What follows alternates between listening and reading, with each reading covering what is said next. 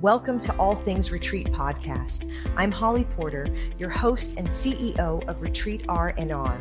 With over 25 years of experience in designing transformative retreats, I'm here to share insights and inspiration to help you create extraordinary experiences. Whether you're a pro or just starting out, you'll find valuable ideas here. Enjoy the ride. Let's dive in.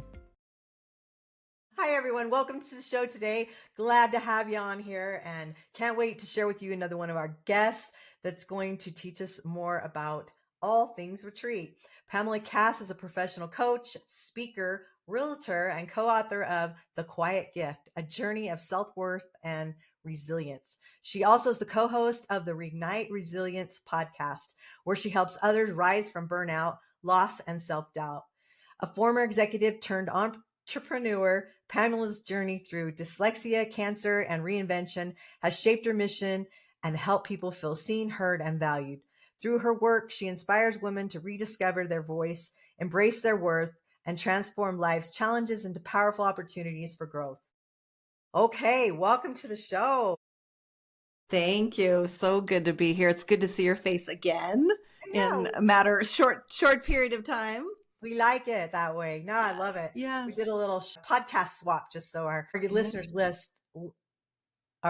listeners understand. What am I trying to say? Anyway, it's Tuesday.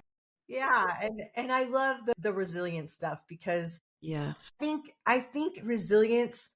I don't necessarily believe that is a learned behavior necessary. Not that you can't learn it. I think you either have it. Maybe, or you don't, or you could learn it. But I just feel like if it's within you, it just builds so much character. Anyway, that's how I feel about it. What do you think? Yeah. Oh, I 100% agree. And I think with our podcast, we've been doing it for about 2.5 years. And what I've learned is that every single person that has been a guest on our podcast has gone through, range of different adversities, and every single one of them has risen and done something, found a purpose in it, and shared a message and has used it to make the world a better place. And so how cool is that if we could all do that? I love that you found that many guests in 2.5 years. That's a compliment to you that you're sharing the right people and the right message. And to me, everybody has adversity. Everybody has resilience, or everybody gets the opportunity to be resilient, I should say. Yeah. And not everybody comes through the other end, right? Yeah. Yeah. And, I wish I knew what the formula was for why some people seem like they go through it and they're completely unfazed, and other people seem to get stuck in those spaces. And I'm all about, when you have some sort of adversity, whatever that is allow yourself to sit in it for a bit and allow yourself to feel it, and then move on from it. Figure out what did I learn in this moment, and how do I move on so that I'm not stuck in this place? Fortunately, a lot of people get stuck there, and then that defines their life. And I just don't want to be there. I don't want to be in that space. I'm with you. I don't know if it was your show last time we were on that I said that, let yourself feel through, give yourself a time frame. It might be 2 hours for you. Is it an afternoon? Is it a week? Is it a month? And then decide at that moment, okay, I'm going to give myself this time, whether it's grief, whether it's anger, whatever emotion it is, feel through it. And so I love that you said that too, because I'm a firm believer in that. Everyone's going to be different. And somebody might need 10 minutes.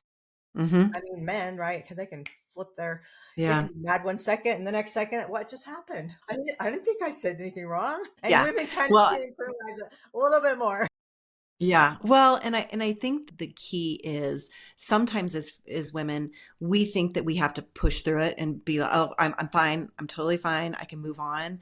And that's not the right way to do it either, because then that adversity is going to live and fester and just become this trigger at some point. So you do have to let your whole body kind of feel through what it feels like, the whole messy parts, the ugly cry, the whatever it is that you need to do.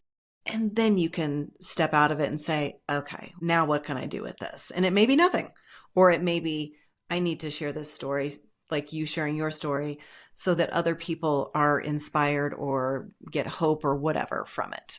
Right. I agree. I'm a stuffer. Up until now, I really was. And especially with grief, we had a lot of family members in a short period of time that passed away on some tragedy stuff, not just just, I mean, when their tragedies are unexpected, it's a little more, it's challenging. But I was the wedding singer. I'm not the wedding singer. Was a wedding singer. I was a singer, and I became the funeral singer. And so I was singing at everyone's funeral. And when you're dealing with tragic stuff, it's like you're a stuffer because you got to be composed and you need to do this. And I would help with all the arrangements, and it was like I was really good at it, until I wasn't. And when it all came down, then it's like, then now you're processing all of them at once. And so, Yeah. yeah, don't be a stuffer, I guess, is my No. motto out of that. Yeah, exactly. Okay. Or lesson out of that. All right. So you shared that burnout and reinvention played a big part of your journey. How important is this, Mm. is stepping away through something like a retreat, helping people rediscover their purpose or hear their own voice again? So I found myself in a VP role. So as part of the C-suite team, and I was working 7 days a week. I don't even know how many hours. That's all I lived and breathed. And I had a dentist appointment one day after work, 6 o'clock in the evening. Went to the dentist appointment, and she puts the blood pressure cuff on because apparently they take your blood pressure now at the dentist, which they had never done before. She puts it on, she walks away, she comes back, she reads it. She's like, 158 over 104. That seems kind of high. She goes, I think maybe the battery's like going out on this. Let me grab another one. So she grabs another one, comes back, puts it on. This time she waits and watches. And she's like, okay, 158 or 104. Is your blood pressure always this high? And I looked at her, I said, well, I am at the dentist. Right. So maybe that has something to do with it. And Of course and she kind of laughed and then just kind of went about cleaning my teeth. And I went home that night and I was like, I am not going to survive cancer and drop dead of a heart attack because of a job. And at that point, I was a single mom, making six figures. And I had this pivotal moment where I was like, I either stay in this position and potentially have a heart attack, stroke, whatever, fill in the blank, or I walk away from everything and figure out what the hell am I going to do and how am I going to support my kids. And I chose the latter. I chose to walk away from it, having no idea what the heck I was going to do. I had been in real estate, but when I stepped into leadership, I had to give away my clients I couldn't sell. And so I was like, well, I can't take those clients back from people. That's not okay. And so I have to rebuild my business. I had been coaching all of the top producers at our company. So I'm like, okay, well, I could do some coaching and I love to teach and speak, and maybe I could do some of that. So now I'm a teacher, a coach, a speaker, just launched the book, do the podcast, and sell real estate. And so I was like, when people are like, so what do you do for a living? I'm like, well, which job are you referring to? Because got like five. Yeah. And I'm always, and I'm at this point where I'm like, I will never work for someone again, because what I did was I was giving myself away and I just had no control of my life or my health or anything. And it's like, now I'm in control, and that feels very empowering. Oh, I bet. I just had a conversation with my book editor today. We were talking, when you're an editor, you're more detail oriented. I'm the idea person, totally opposites. And that's why we complement each other, because we are opposites. And we were just saying how, like, she wants to get out on her own, have her own website, freelance, because she's been working for a publishing company for years, but she really doesn't have it in her to do that. She's really going to be better if someone else just, even if she's freelancing for them as a self-employed person, 1099 employee, whatever. But that was, we were saying, is there's a difference. And it's okay, because I mean, if we didn't have airline pilots, right? I mean, we wouldn't be able to fly anywhere. It's like, they're still corporate, they're union, they're whatever. We need all of those. And we need all the people. Person. Yeah.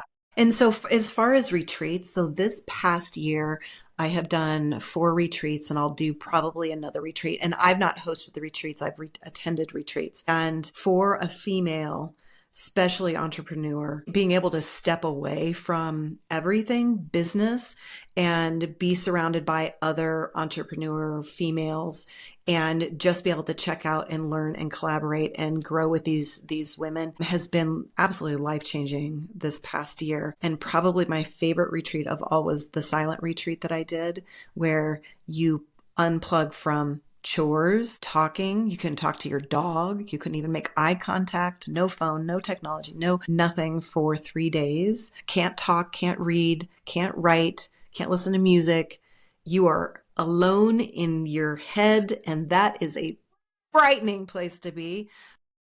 But man, it was the best thing I've ever done. And you now did that at home? You didn't go So somewhere. I could go to the retreat center or I could do it at home. I chose to do it at home because because I knew that sitting in a chair for that many hours, I wouldn't be comfortable. And so here I can sit on the floor if I want to. I can lie down if I want to. I can do whatever. And it was amazing. Wow. So, yeah. Could you stretch, do yoga? You could do anything. You could stretch, you could exercise, you could go on walks, you could go out in nature. You just couldn't do any like, what does a woman do when we walk across the room? We like, oh, I'll clear out the dishwasher. Let me grab a load of laundry. Oh, let me fold this. Oh, I should dust that. Let me While I'm vacuum talking here. on a business call, let me do While you're all of talking them on the at the phone same because they're in time. your AirPods. So we're doing Right. like 400 things at the same time. So this was Yeah. like, I could go Wow. downstairs. I could go sit outside. I could look at the trees and I'm a writer. I like to write and journal. And I thought I was going to burst into flames at I know. first. I'm like, can I do that? I can do hard things.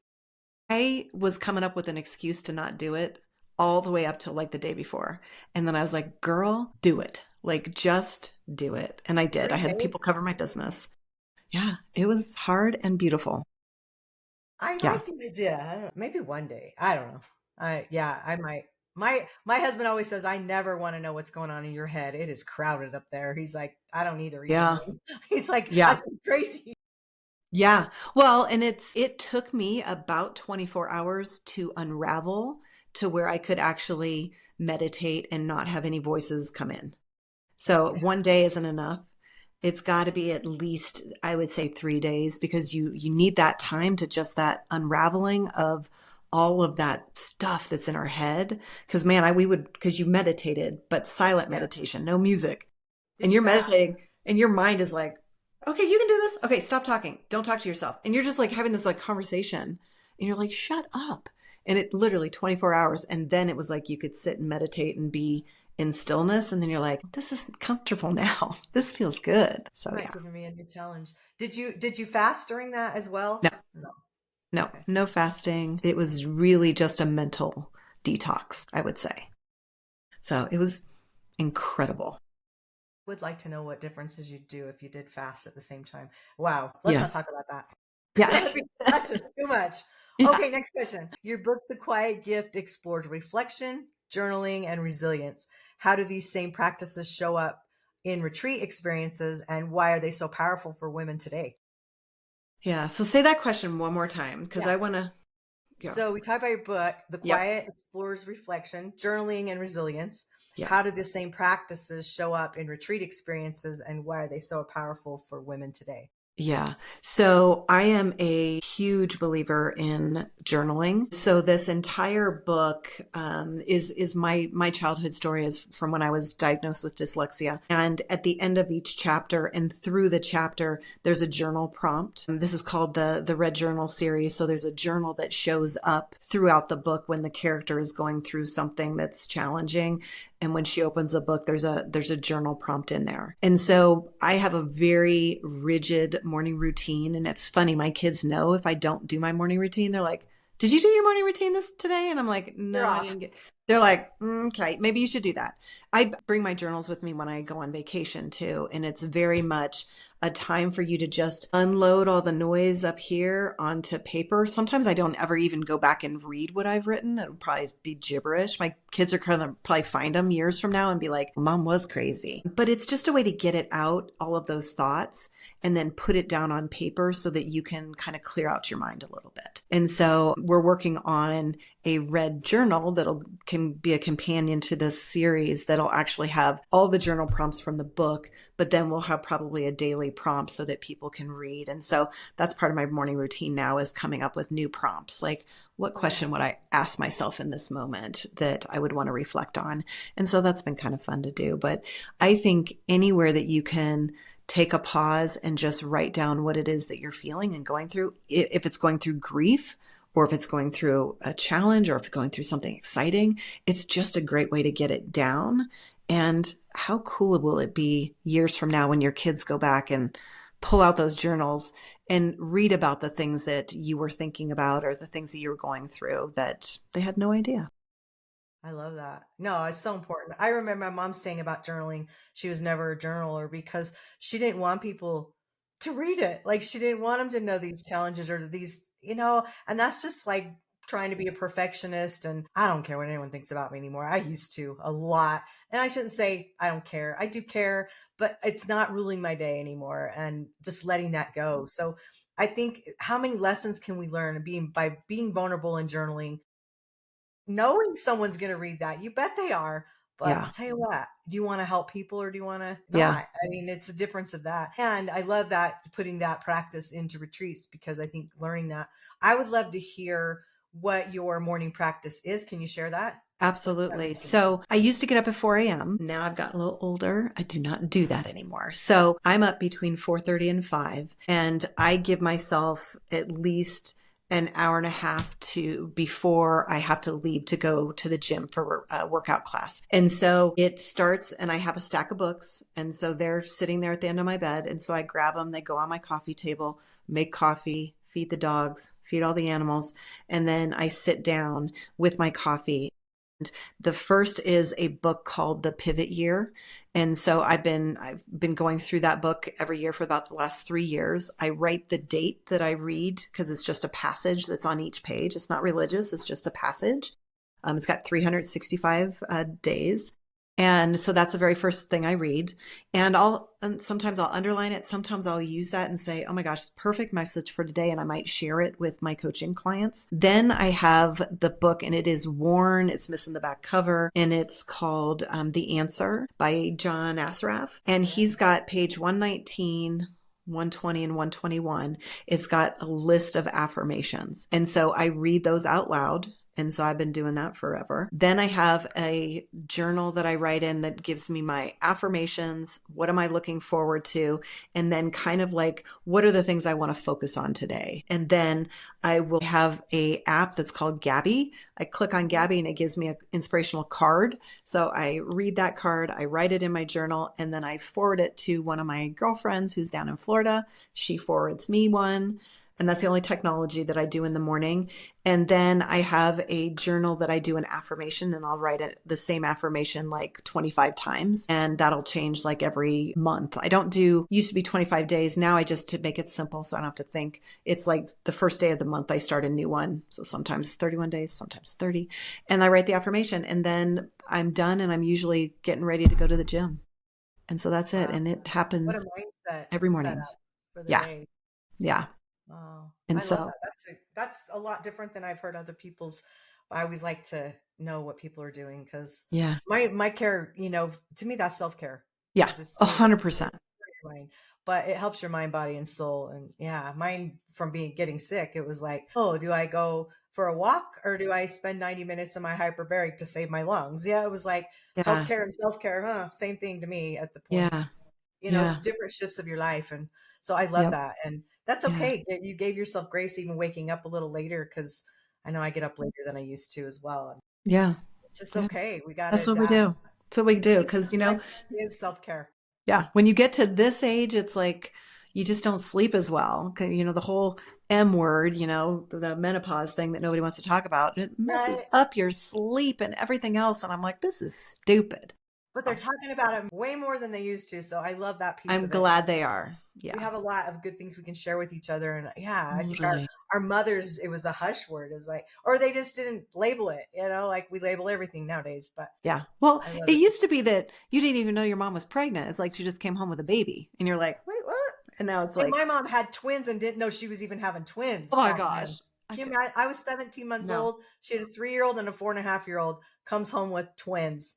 So they're scrambling, trying to get all the two of everything. And I can't even imagine not knowing you're having twins. But that would be tough. Your fourth and fifth baby in 4.5 years. I mean, wow. Praise to the mom. Yes. All the moms out there. That's right. Okay. Well, let's see. The next question I have for you is, you walked away from an executive role to rebuild your life and business with intention. What lessons from that reinvention could you help someone who attends a retreat and wants to bring their new self home? Yeah. I think sometimes we stay in places we shouldn't be for far longer than we should, out of fear. Fear of, for me, it was, oh my gosh, how am I going to have medical insurance? And how am I going to pay my bills and support myself? And so we stay. And so there comes a point where you have to make the decision, what's more important? The comfort of this job or your mental and physical well-being? Yeah. And sometimes you have to lean into the fear, because on the other side of that fear is sometimes the best life you've ever going to lead. And maybe it won't be. Maybe you're going to stumble and fall. But what I have learned about women is they got a lot of grit. And when they need to, they'll figure out how to do it, especially if you're a mom. If you're a mom, like, forget about it. If you give us a challenge, we're going to rise to that challenge and oftentimes just completely excel. And a single mom even more. Single mom even more. And so this year of retreats, I paid a fee for the whole year, and it was a substantial fee. And there's always that fear, like, oh my gosh, I've never done these retreats. Can I step away from my work for that long? I should be doing this. And I was like, this is for my mental health, because we did one that was on unshakable focus, unshakable speaker, unshakable inner peace, which was the silent retreat. And then the last one was unshakable love, which was coming back to your feminine presence. And when you are a single mom, you tend to be in the masculine and the feminine. When you are a woman in the corporate world, you tend to be the masculine. And so you push down that feminine. And when you allow the feminine to come out, that's when your authentic self comes out. And so through all of these retreats, it allowed me to really come back to who I was always meant to be, that I was kind of pushing down, because I'm like, that's not safe to let that person out. Because then people will know I don't know what the heck I'm doing, that I'm just this imposter trying to survive. And you're like, no, you're not. This is who I am. What would you say to somebody listening? Our audience is mostly retreat leaders. Somebody that's, that maybe they're like doing retreats, but they're not taking time to go on them on their own. What would you say to a person like that? Eat your own dog food.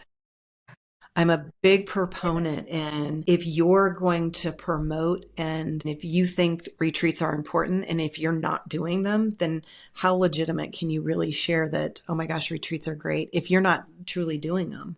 And so I tell people, I was like, I'm never going to have you or coach you to do something that I wouldn't be willing to do myself. It makes you... Or haven't. Yeah. And so I think it's one of those things that it's, it makes you far more authentic and be able to speak from the experience. Like, I've done retreats and I've seen the transformation that comes out of them, the relationships that come out of them from the people that attend the retreats. That is a ripple effect that will change the world. And so, but you've got to be doing it yourself so that you know how to speak to it. It's going to be far more powerful to attract people to those retreats if you've done them. Absolutely. Where can we get a hold of you and listeners get a hold of you? Yeah. So you can go to my website, pamelacass.com. That's probably the easiest way, and it's got everything in there. You can book a free call with me. You can find our podcast in there. In there, you can actually sign up for our Think Letter. We do a weekly Think Letter for our podcast, and that kind of gives the highlights for the guests that we had on our show. There's a link to purchase the book if you'd like to buy the book. I just met with somebody that's going to do the audio recording, so it'll be on Audible. Yay. I don't know how long that'll take, but it'll be on Audible soon. Yeah, so that's the easiest way to get to me. And you can follow me on Instagram, just Pamela Cass. And I'm on LinkedIn and all the spaces. What was that? We'll post it in the show notes as well. So thanks for saying it aloud, and then we'll have them in there so people can go and click easily.